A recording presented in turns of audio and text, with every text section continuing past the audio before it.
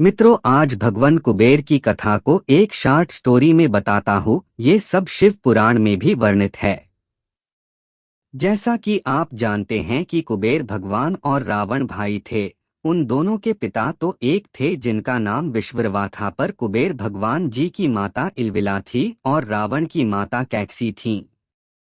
कुबेर भगवान जी की माता इलविला यक्ष वंश से थीं, इसलिए वे भगवान कुबेर यक्षों के स्वामी बने।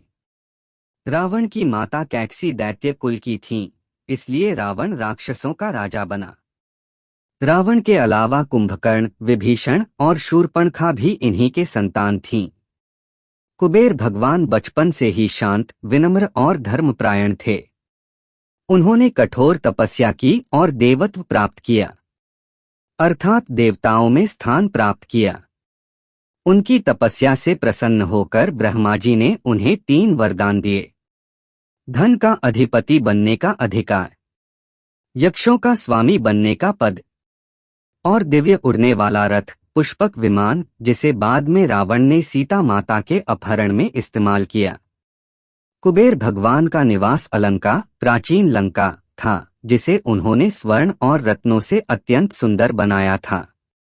लंका दिव्यता और वैभव की पहचान थी। कुबेर एक अच्छे राजा थे। वो बहुत न्यायप्रिय और दयालु माने जाते थे, जबकि रावण इसके बिल्कुल उलट था। वह जन्म से ही अत्यंत मेधावी, शक्तिशाली और महत्वाकांक्षी था। उसकी इच्छा हमेशा ऊंचा स्थान पाने की रहती थी। जब उसे पता चला कि कुबेर के पास लंका जैसा समृद्ध साम्राज्य और दिव्य पुष्पक विमान है, तो उसके मन में ईर्ष्या पनपने लगी। शिव से वरदान मिलने के बाद रावण और भी शक्तिशाली और अहंकारी हो गया। उसने सोचना शुरू कर दिया कि ऐसा वैभव उसी के पास होना चाहिए। इसी अहंकार में उसने कुबेर से लंका और पुष्पक विमान मांग लिया। कुबेर ने उसे शांत मन से समझाया। जब किसी का मन अहंकार से भर जाता है, तब उसमें धर्म और तर्क की बात नहीं पहुंचती। लेकिन रावण सुनने को तैयार नहीं था।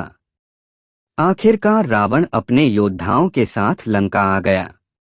कहा जाता है कि जब वह स्वर्ण द्वारों के पास पहुंचा, तो द्वार मानो भविष्य की आहट से कांप उठे। कुबेर ने युद्ध की इच्छा नहीं रखी, क्योंकि रावण उनका छोटा भाई था। फिर भी रावण ने बलपूर्वक शासन और पुष्पक विमान छीन लिया। यही वही पुष्पक विमान है जिस पर बाद में भगवान राम सीता जी को लेकर अयोध्या लौटे थे। रावण लंका का राजा तो बन गया, पर उसके शासन में लंका की चमक, दहशत और शक्ति से तो बढ़ी, लेकिन वह पवित्रता और देवत्व खो गई जो कुबेर के समय में थी। कुबेर ने बिना क्रोध किए लंका छोड़ दी और उत्तरी दिशा में हिमालय की ओर चल दिए। उन्होंने प्रतिशोध नहीं, बल्कि तप और धर्म का मार्ग चुना। हिमालय की पवित्र घाटियों में उन्होंने नया नगर बसाया, अलकापुरी, जो आगे चलकर यक्षों का स्वर्ग कहलाया। देवताओं ने उन्हें पुनः सम्मान दिया। वे धन के देवता, दिशाओं के रक्षक और यक्षों के अधिपति बने। कुबेर ने रावण से कभी वैर नहीं रखा, क्योंकि वे जानते थे कर्म का फल एक दिन अवश्य मिलता है। रावण ने चाहे कितनी भी शक्ति पाली हो, उसका अहंकार ही उसके पतन का मूल कारण बना। सीता हरण से लेकर युद्ध तक उसके निर्णय उसी अहंकार की उपज थे। महर्षियों ने कहा है, रावण शिवभक्त था, पर अहंकार उसे अधर्म पर ले गया।